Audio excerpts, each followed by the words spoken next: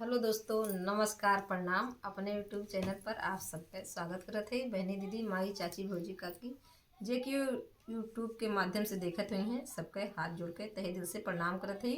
आज आप लोगन के बीच बहुत प्यारा मज़ेदार चुटकुल्ला नाच गीत लेके आ है ना। अरे देवरान जेठान दोनों जनी मिलके बहुत प्यारा चुटकुल्ला लेके आ है। आप लोग सुनिए और गीत अच्छा लगे तो कमेंट में बताइए। ज़्यादा से ज़्यादा अपन प्यार दुलार देंगे और सपोर्ट करिए।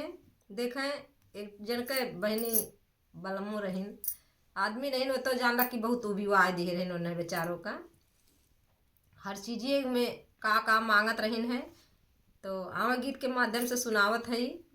बहुत प्यारा मज़ेदार गीत बा, तो सुने आप लोगन।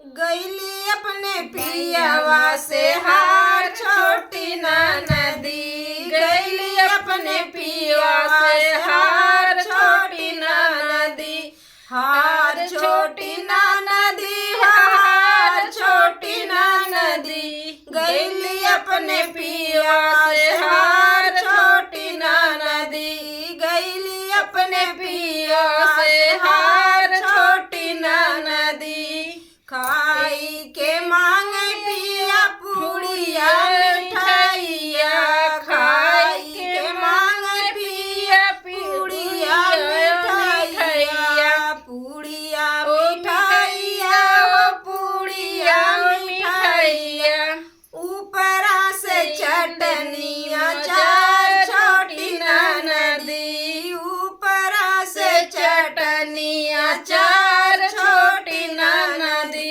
अचार छोटी ना नदी, अचार छोटी ना नदी, ऊपरा से चटनी अचार छोटी ना नदी, ऊपरा से चटनी अचार छोटी ना नदी, गईली अपने पिया से हार छोटी ना नदी, गईली अपने पिया से हार छोटी ना नदी, घूंटे के मांगे पिया वो घूंटे के मांगे पिया गंगा जमुनवा, अरे गंगा जमुनवा, ऊपरा त्रिवेणी के धार छोटी ना नदी, ऊपरा त्रिवेणी के धार छोटी ना नदी, गईली अपने पिया से हार छोटी ना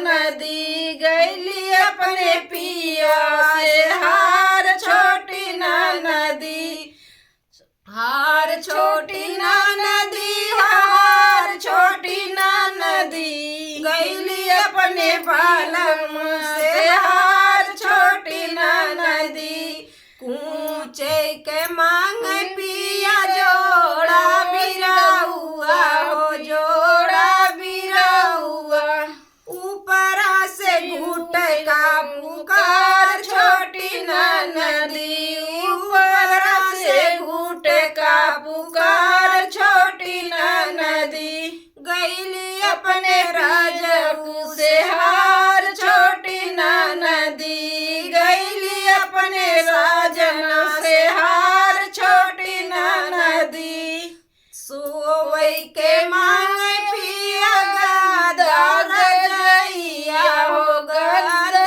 गजैया, ऊपरा सवतिया के साथ छोटी ना नदी, ऊपरा सवतिया के साथ छोटी ना नदी, गईली अपने पियवा से हार छोटी ना नदी, गईली अपने पिया से हार छोटी ना नदी, हार छोटी ना नदी, वो हार छोटी ना नदी, गईली अपने भैया से हार छोटी ना नदी, गईली अपने पिया से हार छोटी ना नदी।